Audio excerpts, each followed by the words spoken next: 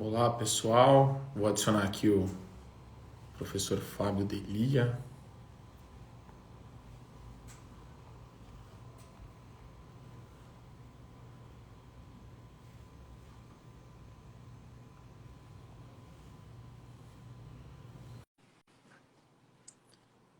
Só esperando o professor entrar. Fala, doutor Fábio Delia. Tudo bem, doutor Marco? Tudo ótimo, e você, como é que tá? Tudo já, meu querido? Quanto tempo, hein? Pois é, faz bastante. Tô... Nada melhor do que o dia de hoje para a gente colocar nosso papo em dia e ainda mais podendo prestigiar aí a live que você montou e me convidou. Muito obrigado pelo convite. Imagina, é um prazer, poxa. Obrigado você aí por estar conversando aqui conosco. Vamos lá, pelo começo, né? Eu queria, antes de tudo, apresentar da onde a gente se conheceu, né? A gente estava eu na sala dos professores lá da FAM. Você era professora, e acho que você entrou um semestre antes ou depois de mim? Acho que foi um semestre antes de mim, né? Então, nós entramos juntos, Entramos juntos na FAM para dar aula. estamos junto. E foi interessante porque a gente tinha uma visão diferente de mundo, isso foi perceptível logo no começo, assim, mas desenvolvemos aí uma amizade muito legal para a vida, né? Então acabamos virando, recomendando, você recomenda casos para o escritório, vice-versa, e a gente acaba se dando muito bem, e os nossos happy hours vão até tarde, né? E eu acho que isso não tem preço, não existe ideologia que entra no meio da nossa amizade, né? Com certeza, com certeza. Porém, discordamos com veemência de vários assuntos. E eu acho que a gente vai explorar agora um pouco dessa discordância. Acho que é isso que é legal. E a proposta é essa, né? Se você me permitir, eu vou fazer uma introdução do tema e a gente começa a partir daí. O que você acha? Claro, você que toca. Você não Vamos vai lá. ficar discordando. Por enquanto, não. Vamos lá. Então, acho que o ponto principal, vitimocracia no Brasil, é uma expressão até que se alguém colocar vitimocracia no Google não vai entender, porque vai aparecer timocracia só. Timocracia é um regime dos ricos apenas, é uma questão mais filosófica, remete a Platão e etc. Aqui a gente está fazendo uma brincadeira, um construto de um conceito. Qual que é o conceito aqui? Vitimocracia é uma cultura de vitimização. Aqui a conotação que eu quero dar é de uma cultura de vitimização que existe no Brasil, principalmente com relação a dois pontos que eu acho importantes aí para a gente iniciar o debate. Primeiro com relação à raça, o segundo com relação a gênero. É um debate que tem as suas fagulhas e tem uma série de encaminhamentos que a gente pode fazer.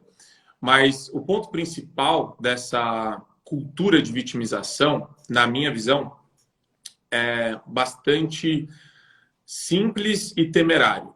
Tá? Eu vou começar fazendo uma provocação, Fabio, e me fala se filosoficamente você concorda ou discorda de onde eu quero chegar. Mas o primeiro ponto, na minha opinião, é muito simples.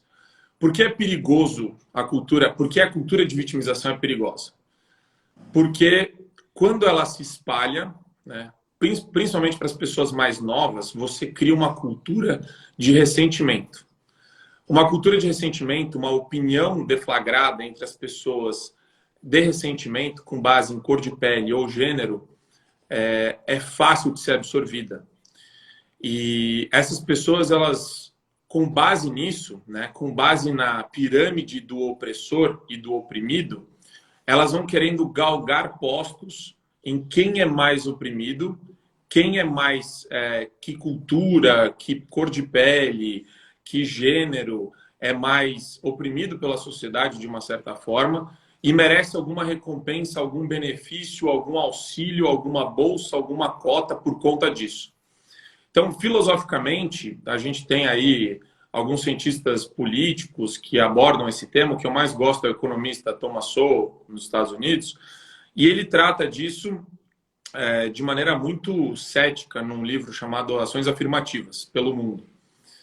E o meu ponto, acho que seria, basicamente, a minha provocação para você não é perigoso e você não tem medo que a sua filha ou que os nossos filhos acabem absorvendo essa cultura de vitimismo, de querer tirar deles a responsabilidade e colocar na condição dela como mulher o fato dela não ter conseguido aquele emprego ou o fato dela não ter um salário tão alto, uma remuneração tão boa, ou, por exemplo, alguma questão de direito mesmo junto ao Estado, dela não conseguir algum tipo de prerrogativa que ela gostaria de ter junto ao Estado, alguma cota, alguma coisa nesse sentido. Você, nesse ponto, existe uma discordância ou você pensa um pouco diferente? Eu penso diferente, até porque você deu uma boa escalada e já colocou aqui alguns pontos de suma relevância, né? Eu concordo de um ponto de vista que você estabeleceu essa linguagem até da própria antropologia, da cultura, a cultura do estupro, a cultura da vitimização, a cultura de tudo, eu acho bastante problemático. Porque a partir dessa linguagem fácil e volátil, ela acaba intrujando uma série de ideias prontas e que não permitem o indivíduo a raciocinar e criar o seu próprio discernimento e a sua própria base teórica. Eu acho que, atualmente, o que me preocupa muito é essa questão, e aí eu me preocupo muito mais da existência da cultura da vitimização. Também há uma existência de uma cultura de ódio, porque vem essa questão da vitimização e aí você é obrigado a se posicionar contra ou a favor, e assim, se você for contra, você tem que cegar todos os pontos favoráveis do negócio. E se você for a favor, você tem que atacar todos aqueles pontos que não coadunam com a sua ideia. Eu acho que às vezes misturar, e veja bem, às vezes eu sou muito confundido, e quem me conhece bem como você, sabe que eu não sou uma pessoa em cima do muro, não sou de colocar panos quentes, muito pelo contrário, sou de me posicionar, mas sou de me posicionar do ponto reflexivo. Então, eu entendo, assim como você, que é problemático, e nisso a gente concorda. O que eu divido é que, assim, talvez tenham alguns pontos que são exagerados, não sob o ponto de vista de concessão de direitos, tá? Mas sob um ponto de vista de escolher determinados eixos, e essa escolha ela é politizada, essa escolha ela é embandeirada aí por uma série de interesses que estão por trás deles, né? Para a gente realmente estabelecer algum tipo de política, sendo mais claro, tá? Você é a favor da criminalização da homofobia. Aí você já puxa toda a corrente ativista LGBTQI+, para ser a favor, e assim, você não pensa no que é um processo de criminalização. Da onde que vem a necessidade de se criminalizar uma conduta? Puta, você está falando uma coisa que eu acho muito legal. Na sua visão como criminalista, a ideia do direito penal mínimo, né? Eu, como liberal, a gente talvez nesse ponto tenha uma convergência muito forte, muito, muito potente nesse sentido, que quanto menor a intervenção no plano do direito penal, melhor para a sociedade. O direito penal é a última racho, ela é a última manifestação do Estado no que se refere a sanções, né? E a gente tem que usá-la com muita cautela. Nesse aspecto, eu acho impecável, né? E acho que subscrevo tudo que você falou. E acho que o grande ponto aqui, Fábio, vem um pouco antes. E a divergência que eu queria explorar com você. Você consegue enxergar que existe um vitimismo excessivo no que se refere a questões raciais hoje no Brasil? E para isso eu vou dar alguns exemplos, tá? Tem uma autora chamada Djamila Ribeiro, e o livro dela virou moda. Você entra nas livrarias, modinha de Virou, eu vou ser até mais específico, virou moda de ator da Globo falar em entrevista exatamente as passagens e os comportamentos que ela cita no livro dela. Salvo engano, se chama Pequeno Manual Antirracista, né? E o que eu acho que me deixa, que me deixa um pouco estarrecido com essa situação? Você vê as palestras dela, você vê os artigos que ela escreve e que constantemente são pautados pela grande mídia. Grande mídia, eu estou falando G1, Globo, todos os canais que existem aí, tanto na TV aberta como na internet. Você percebe que existe do lado da Djamila uma necessidade de atrelar toda a visão política dela à cor, ao fenótipo, né? E eu acho isso altamente problemático, porque a ideia dela é construir políticas públicas em cima disso, construir leis em cima disso, gerando o máximo possível de aderência das pessoas a essa ideia de que estruturalmente somos todos racistas. Você concorda com isso? Você acha que existe racismo estrutural na sociedade? Eu não acho que estruturalmente somos todos racistas, mas eu concordo na realidade que há ou melhor, eu discordo que há um excesso de vitimização dessa questão racial. Talvez eu acho que você tocou no ponto mais sensível. Eu acho que há dois pontos muito sensíveis de vitimização. O primeiro deles é o racial, eu acho que o segundo é a questão da mulher, né? E nesse aspecto, eu acredito que possam haver outros excessos de vitimização na sociedade, Marco. Mas essa questão específica racial, eu acredito que não é um exagero. Eu acredito que é um esforço para uma reparação histórica necessária, uma história de opressão da raça negra, principalmente, que veio sendo denegrida ao longo da história, e aí você tem um movimento de reparação que, evidentemente, quando ele vai se fortalecendo por ter uma base, por ter uma identidade, por terem teóricos que sabem aquilo que estão falando e que podem levar a ideia a fundo, você acha que há um excesso, tá? Agora, veja bem, o que eu daí concordo é que isso não pode começar a virar palco para qualquer coisa, né? Então, virou um negócio que assim, é cool, né? Você seguir a autora, é cool você mencionar as reflexões dela. Sabe o que eu acho engraçado? As bases teóricas, o que é muito mais complexo. Mas vamos dividir em dois pontos essa reflexão que a gente está fazendo. A primeira vamos lá, a gente está falando, Fabio, eu vou te dar um exemplo, eu gosto de trabalhar muito com exemplos práticos, tá? Do dia a dia. Então, recentemente, a Michelle Obama falou na mídia, lá nos Estados Unidos, ela deu a seguinte declaração, ela falou que fica preocupada que as filhas dela sejam abordadas por policiais.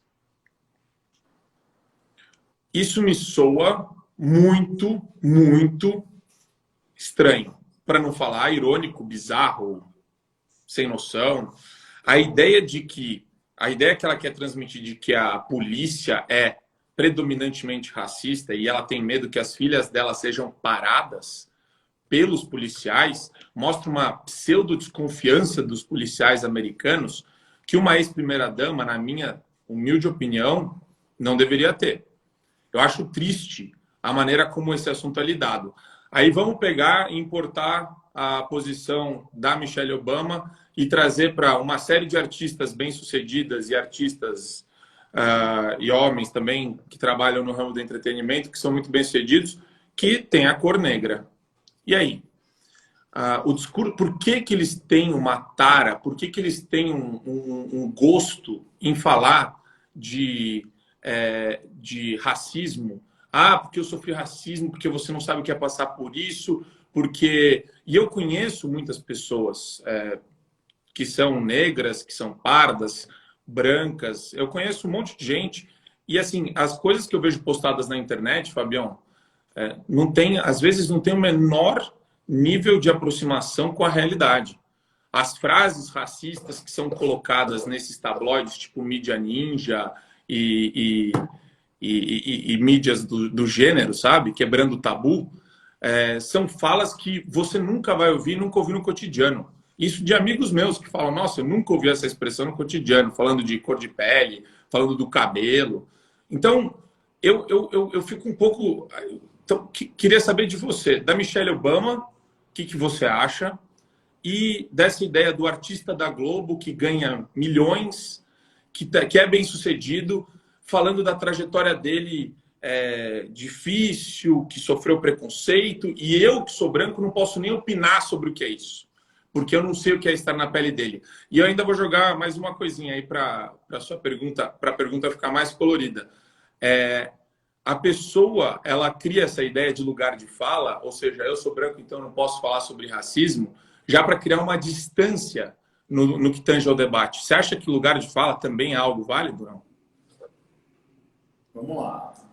Michelle Obama, eu acho que assim como ela colocou, e a gente está falando de um país rico, de um país desenvolvido, aqui então nem se fala. Eu acho que se ela fala é porque realmente existe. E isso eu não tenho dados seguros, tá, Marco Antônio, para te falar, até porque eu não preparei algo nesse sentido para trazer. Depois a gente pode até pesquisar para ver. Mas eu acho que assim é incontestável o recorte seletivo do direito penal ligado à raça, tá? Basta que você vê a cor predominante nos presídios, né? Daí você começa a perceber também que, evidentemente, isso vem das abordagens policiais. E é um pouco estranho, assim, uma população que ela não seja predominantemente negra, que nem aqui em São Paulo, ela não é predominantemente negra. Mas a predominância dentro da cadeia, ela é negra.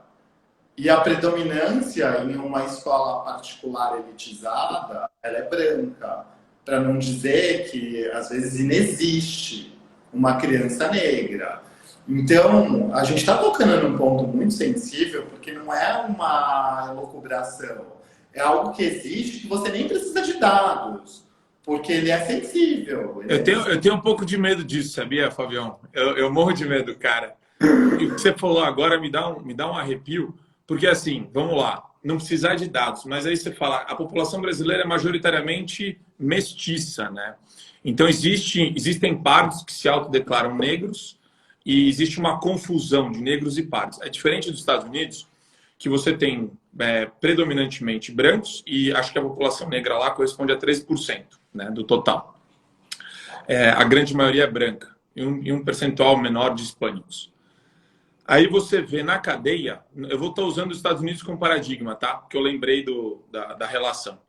Na cadeia, mais de 50%, salvo engano, 60% da população carcerária é negra nos Estados Unidos. E esse argumento de racismo estrutural vem para o debate com base nisso. Só que, veja, você está analisando dados e deixando de enxergar a verdade. Se eu tenho uma população predominantemente de uma cor, né? A gente pode usar a cor aqui como parâmetro. 13% da população corresponde a mais de 50%, 60% da população carcerária, porque a maior parte dos crimes ocorrem dentro dessa população, desses lugares, do lugar onde as pessoas vivem, perfeito? Essas pessoas cometem mais crimes, certo? Só que a galera tá criando a ideia de que é racista eu falar isso. Não, E tem vários estudos que falam isso. Vários estudos que mostram isso. É inequívoco. E eu posso te colocar todos os conservadores americanos, e eu não gosto de ficar falando que são conservadores negros americanos, mas eu posso falar para você 10 conservadores negros americanos que falam, sim, nós temos um problema nos Estados Unidos, que é o da delinquência de negros de uma determinada camada da população mais pobre, que recorrem ao crime. Agora, se eu virar e falar, não, a culpa... Aí entra a questão da autorresponsabilidade, da vitimização. Ah, não, a culpa não é daquele grupo específico que está na cadeia, das pessoas que cometeram crime. A culpa é da sociedade, que é estruturalmente racista. Entende o meu ponto, não?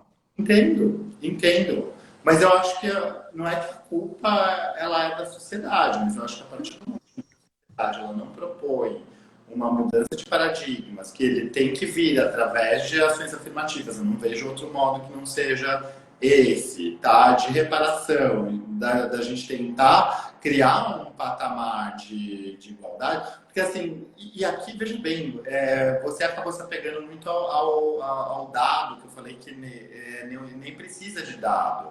É uma questão que ela é sensível. Porque se você olha uma escola elitizada e você está vendo que só tem branco, tem alguma coisa muito errada.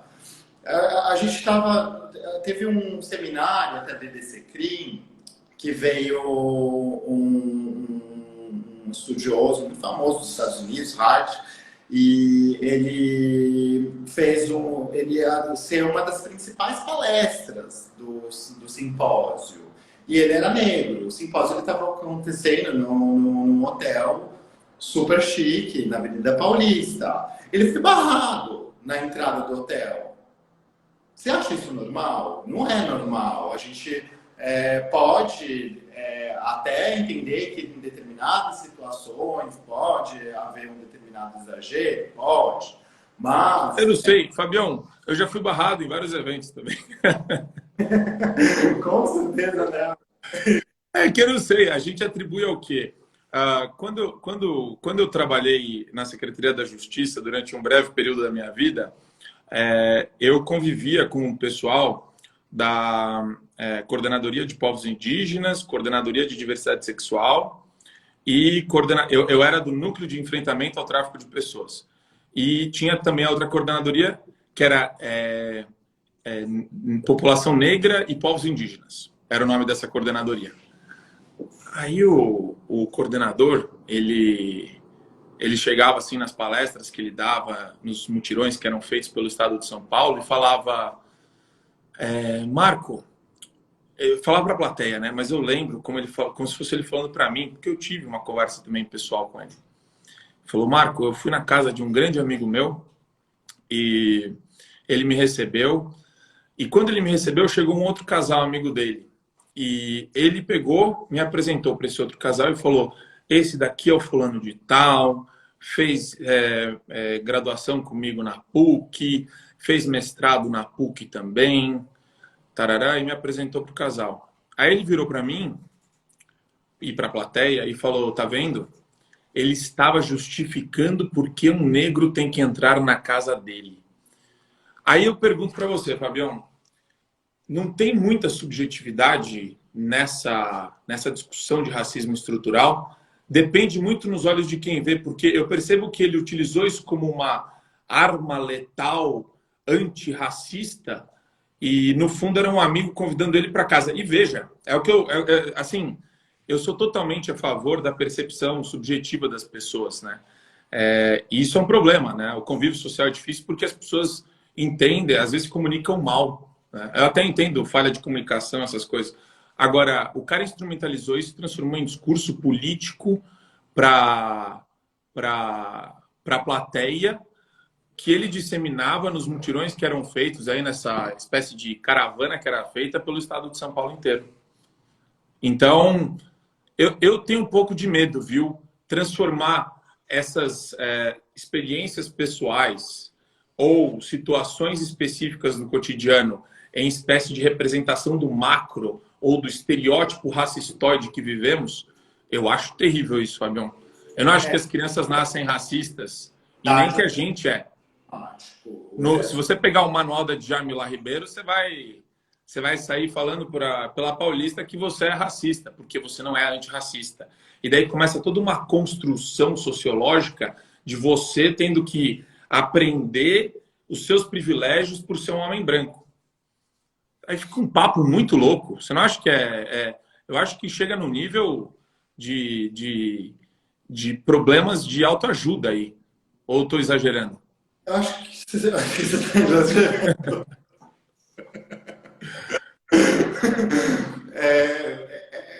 Na verdade, eu acho que não é nem que você está exagerando. Às vezes a narrativa da própria Djamila, ela é exagerada. Mas é o que eu falo, eu acho que ela é uma narrativa exagerada porque ela quer colocar um dedo na ferida. Ela é uma referência autoral. Agora, se você levar isso a ferro e fogo, a vida não caminha. Então, é isso que as pessoas elas precisam perceber, né? Que uma coisa é você ter uma inspiração teórica e reportar isso para o seu cotidiano, internalizar isso de uma maneira saudável e que dê para a coisa caminhar, né? Sem um radicalismo que não leva a nada. Se você não criar uma ponte, se você não enxergar quais são as barreiras que separam todo o diálogo e tal, você não consegue desenvolver a sociedade, porque afinal de contas... Mas me responde uma coisa, você é um branco privilegiado? Você é um... mais do que... Mas você é um branco privilegiado? Olha, eu entendo que eu tive sim ao longo da vida meus privilégios, e eu acho que muitos deles vêm com certeza pelo fato de eu ser branco. Privilégio, privilégio. Não, privilégio é uma palavra forte, hein? Eu acho que sim, pelo fato de eu não ter tido as mesmas dificuldades que uma pessoa negra normalmente tem. Não estou falando que todo negro tem a mesma dificuldade, mas um acesso a uma educação de qualidade, um acesso a uma questão cultural, um monte de coisa que, com certeza, a camada mais pobre, que consequentemente ela acaba sendo mais participada pela população negra, não tem acesso. Então, eu não tenho dúvida. E eu volto a dizer e colocar olha, na sala de uma escola particular boa, ou melhor, não precisa nem ser boa. Pega de uma escola particular qualquer, você vai ver quantos negros tem. É um número muito pequeno, tá? Mas aí, agora vamos... Mas tudo bem, mas aí Fabião, tá? Pode falar. Eu acho que nisso a gente concorda, que transformar essa realidade... Não, eu discordo completamente. Não, eu discordo de tudo que você falou agora. Discordo. Eu acho que desigualdade eu acho que a desigualdade ela é ótima, desigualdade é boa, a desigualdade existe, ela é íncita à natureza humana, somos todos desiguais por natureza. Eu sempre dou vários exemplos relacionados à desigualdade em sala de aula, né? A gente tem cara, é muito simples, a gente pode brincar de várias formas para mostrar como o mundo é desigual, tá? Eu vou dar R$1 milhão para as 67 pessoas que estão assistindo a gente aqui, para deixar todo mundo feliz. Amanhã tem gente que torrou a grana e amanhã tem gente que tem 10 milhões no banco, entendeu? Essa pseudo-ideia, projeção de querer colocar as pessoas num quase ponto de partida igual não existe. A sua alfabetização foi diferente da minha. O seu gosto por estudar e ler um livro, com certeza não é igual de uma pessoa que tem dificuldade de concentração ou déficit de atenção, e às vezes essa pessoa tem ou não acesso a remédio para isso e dá certo, ou essa pessoa vira empresária e explode. Então, quer dizer, eu acho que é uma espécie de controle que a gente, no imaginário geralmente de quem é de esquerda, e daí eu faço a nossa distinção principalmente, né?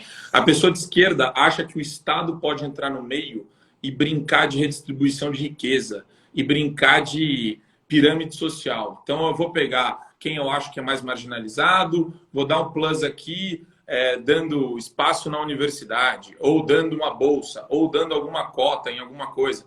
E no fundo eu acho que não só isso piora a condição dessas pessoas, como gera o esgarçamento do tecido social, né?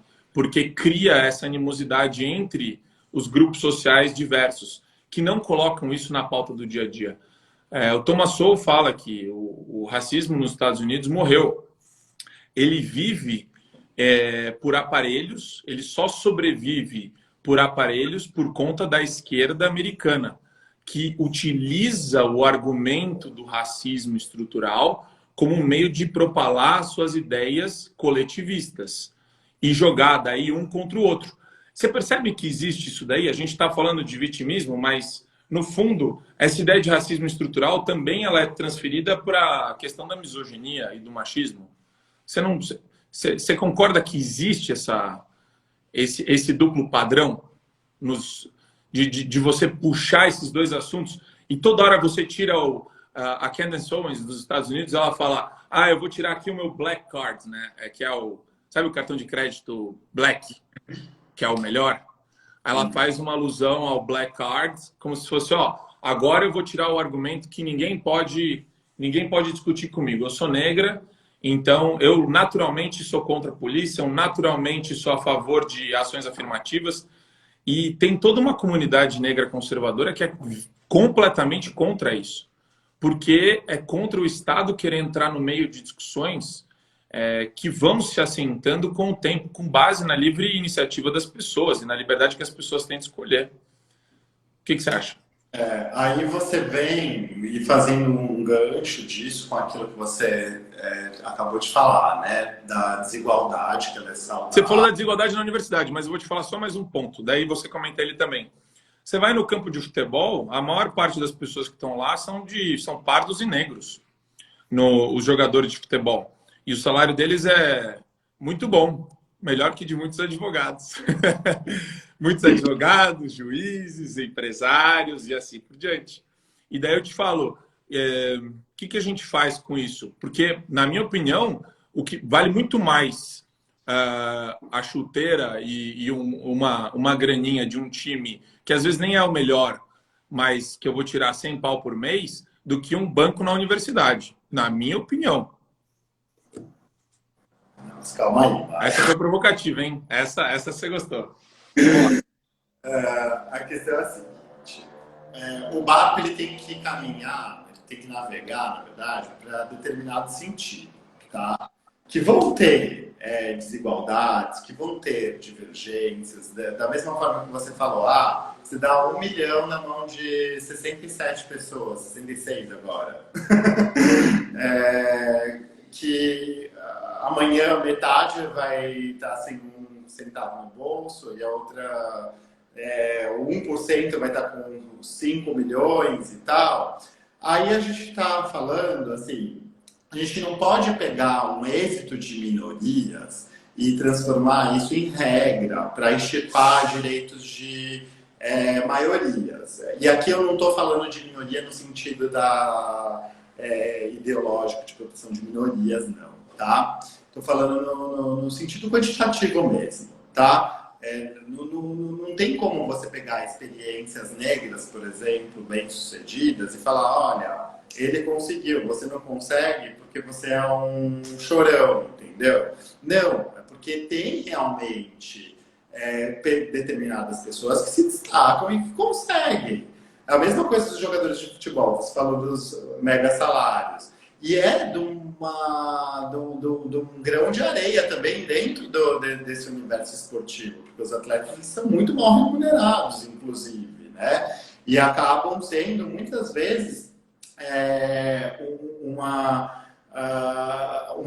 atrativo para essas pessoas menos assistidas, mais pobres e tal, justamente por ver lá em cima, né? O jogador de milhões, tá? Eu não estou falando que você se espelhar em quem ganha milhões não seja bacana. Agora, você pegar isso como regra para você simplesmente minar uma maioria que não dá certo, que não dá certo por um motivo que foi historicamente segregacionista com essa população, e aí você você vira e fala, olha, o Estado não é responsável por isso, e aí a gente discorda veementemente desse ponto. Ele é sim, e ele precisa fazer essa reparação. Como? Aí talvez a gente concorde em algumas coisas. Mas Fábio, aí tem um ponto legal. Tem vários estudos que mostram que o dinheiro ele muda de mão em menos de 2 gerações, tá? Então, não existe esse negócio enraizado na mentalidade acadêmica de professores aí universitários que espalham isso daí como se fosse uma espécie de vírus, coronavírus, que é essa ideia do a minha raiz vem da minha família desde o século retrasado. Não, não, não, não. Eu tenho vô que ficou pobre em vida e que depois ganhou dinheiro e que depois perdeu. E eu tenho a minha avó que tinha dinheiro, que perdeu. E é impressionante como uma análise muito simples do patrimônio, da situação patrimonial das pessoas, varia absurdamente em 2 gerações já, né? Que é pai e filho.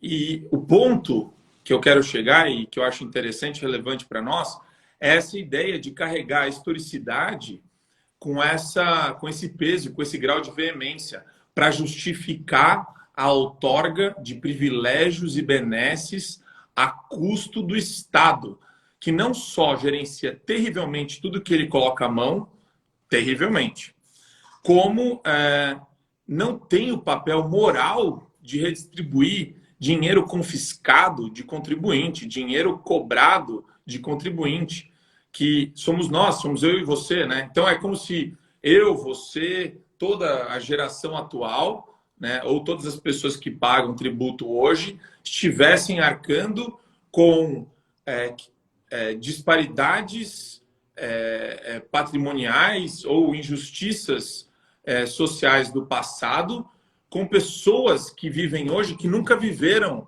essas injustiças sociais.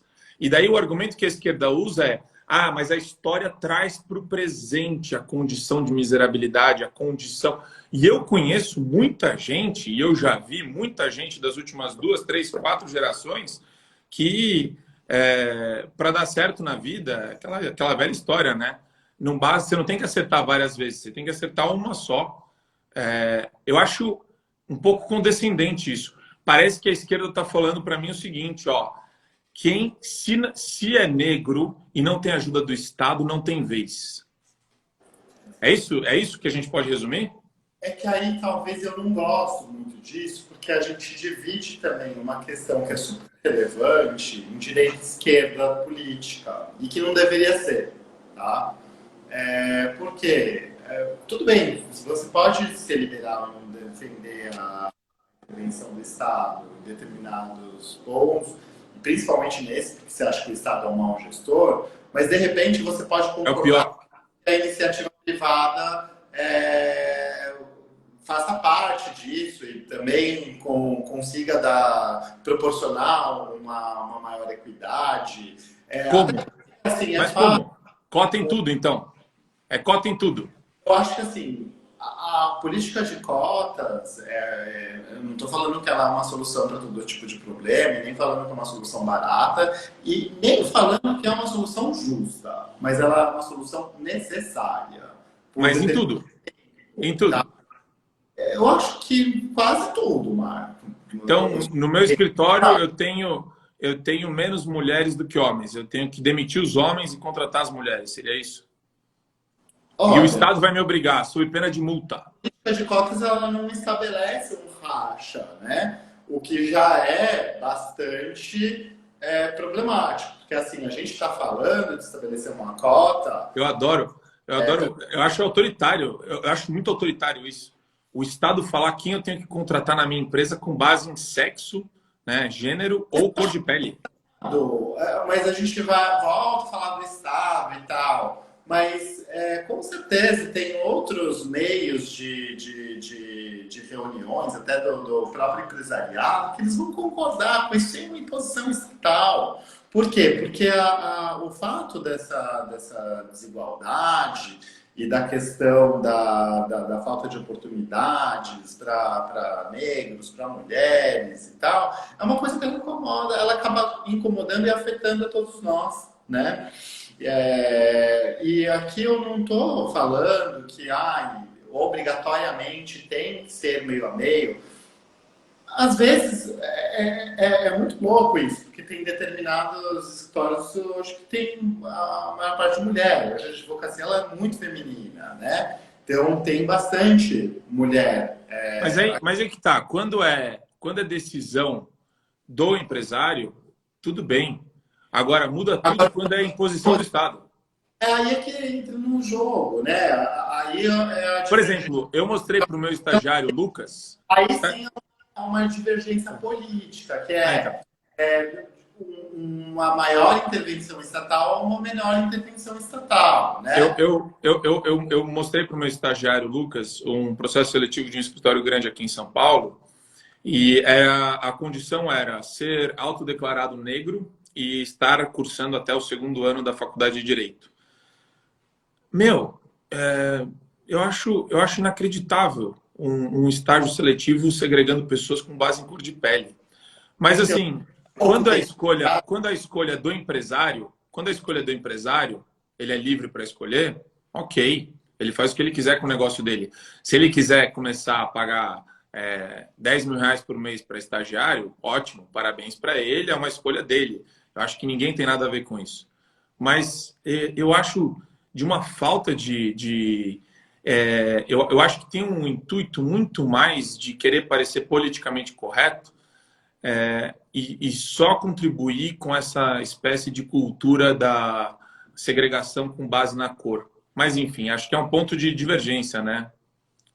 Eu acho que é um ponto de divergência, mas talvez não insuperável. Eu acho que tem caminhos para serem trilhados juntos nessa história. Porque o que acontece? Se você for pegar esse exemplo, olha que loucura, até pouco tempo atrás, que eu acho que você é bem mais novo do que eu. Então, talvez isso não seja da sua época. Não, calma lá, é pouco tempo, eu sou pouco tempo mais novo que você. Não é pouco tempo, mas é justamente esse tempo do choque. Eu tenho 39, você tem quanto? 30? 33. 33? Tá, então acho que você ainda pegou um pouco disso. Que a seleção de estágio, ela pedia sexo, homem, mulher, você escolhia se queria contratar homem, se queria contratar mulher, e os anúncios eles eram assim, homem da São Francisco, e por aí vai. E, assim, era uma série de questões que eram bizarras. Mas se eu sou Essa justamente para a gente conseguir mas uma pá de cal nessa desigualdade histórica que aconteceu. Mas peraí.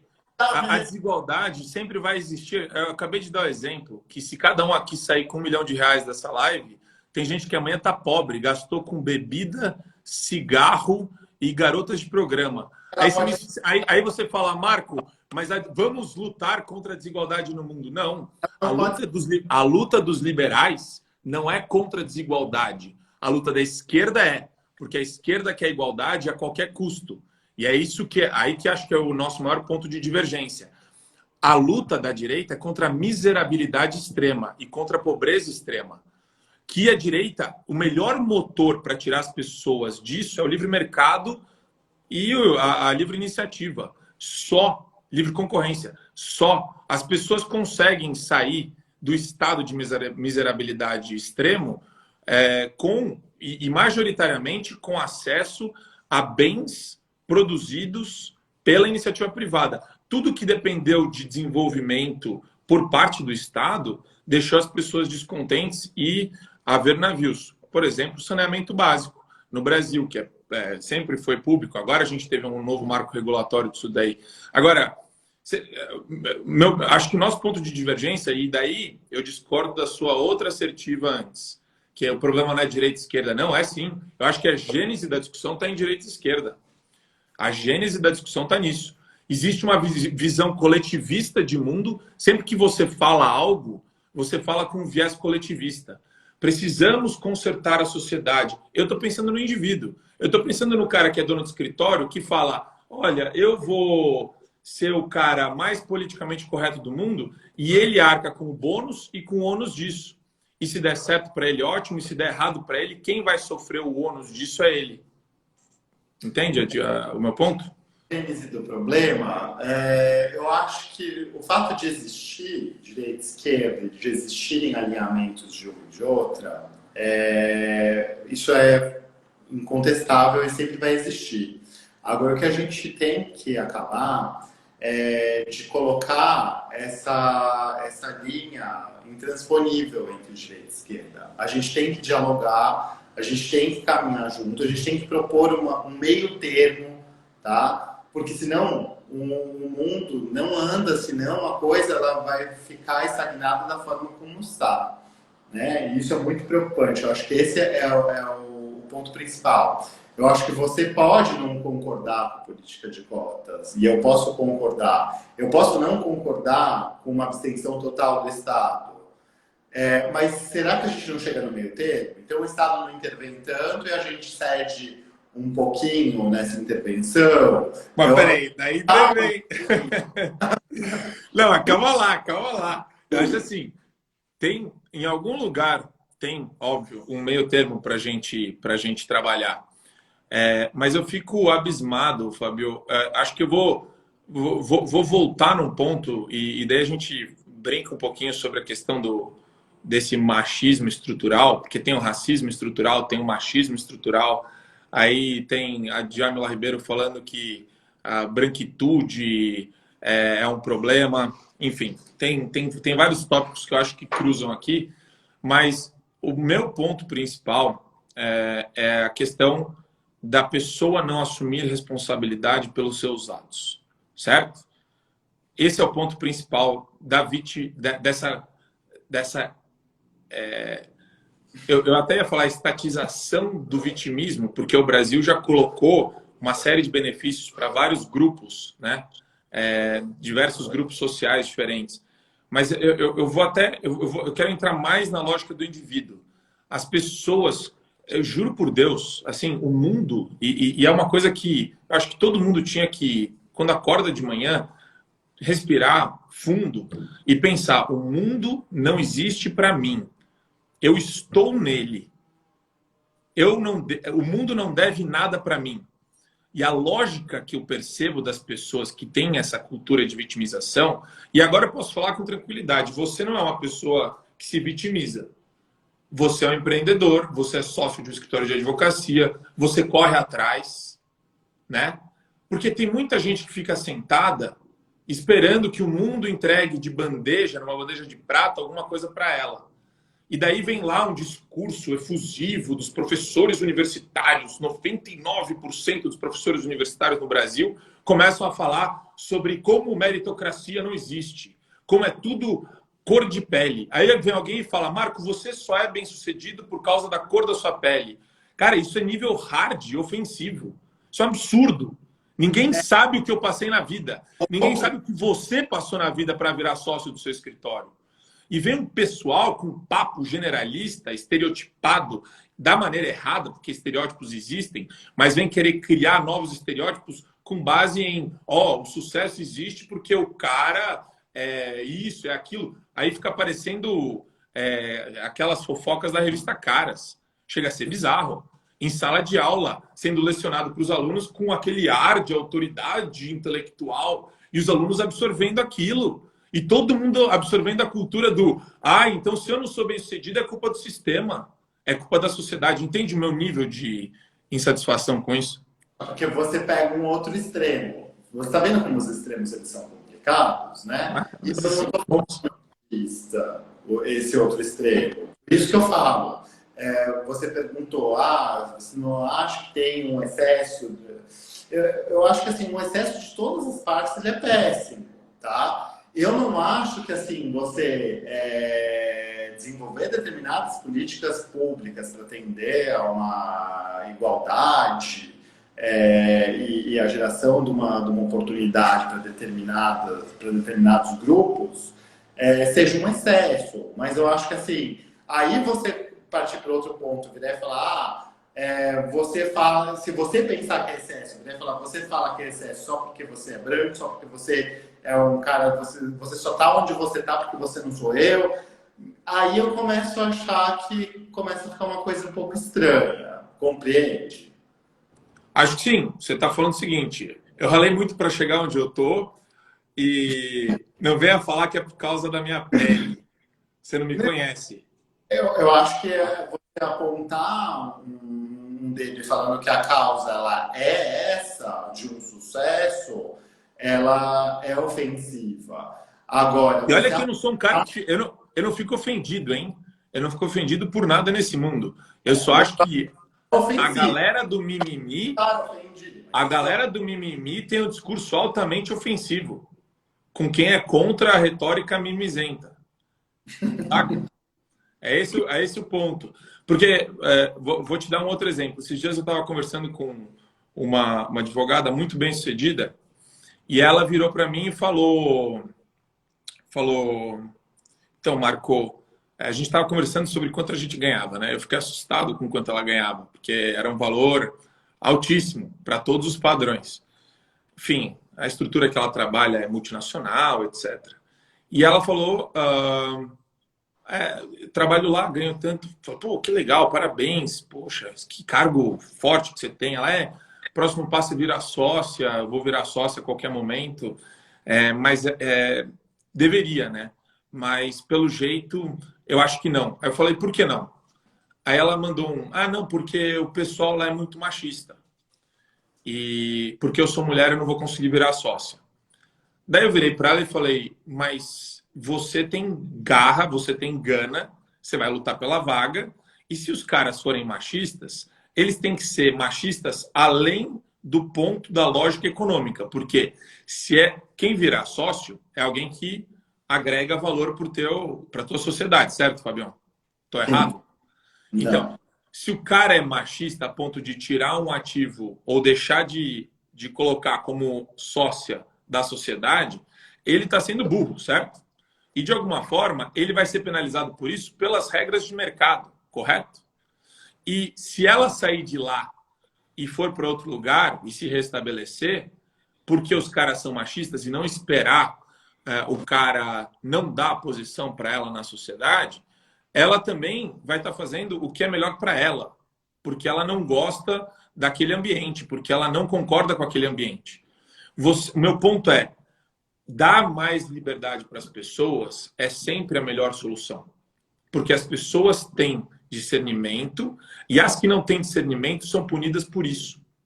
O Estado entrar no meio e falar tem que ter 20% de cota para mulher na sociedade, ou 20% da diretoria, 30%, 40% tem que ser de mulher, começa a gerar uma série de distorções que não são bem-vindas na relação entre homens e mulheres, na relação daquele ambiente específico de trabalho.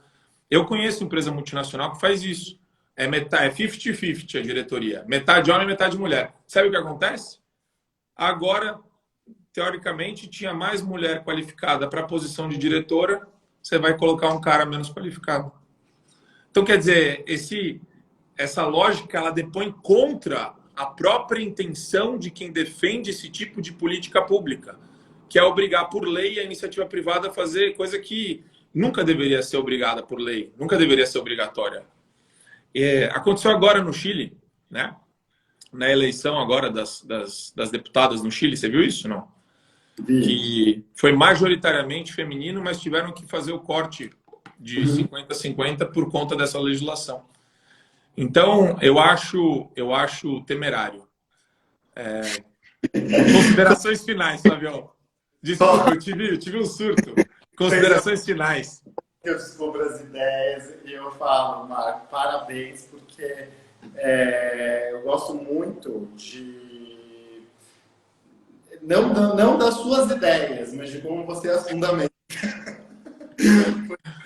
Eu morro de inveja, eu acho que você aqui vai um elogio sincero, você é muito bem preparado, sabe daquilo que está falando, e concordar ou discordar são coisas da vida, né? O que a gente precisa é debater, porque o debate ele só nos torna conhecedores dos argumentos e, quem sabe, de uma possível mudança, né? E viver eu agradeço, Fabião, e o respeito que eu tenho por você é gigante. Eu acho que você é uma pessoa também excepcional, um grande amigo. A gente vai sempre dar risada das nossas discordâncias e eu espero que mais gente consiga fazer isso, porque o pessoal está muito briguento. Por mais que eu tenha a minha visão de mundo e você tenha a sua, Cara, a gente consegue falar de tudo e levar de uma forma leve isso daí, né? E vamos que seja a primeira de muitas, né? Eu acho que o tema vitimocracia pode ser melhor explorado. Eu vou explorá-lo num vídeo que eu vou fazer para o canal depois.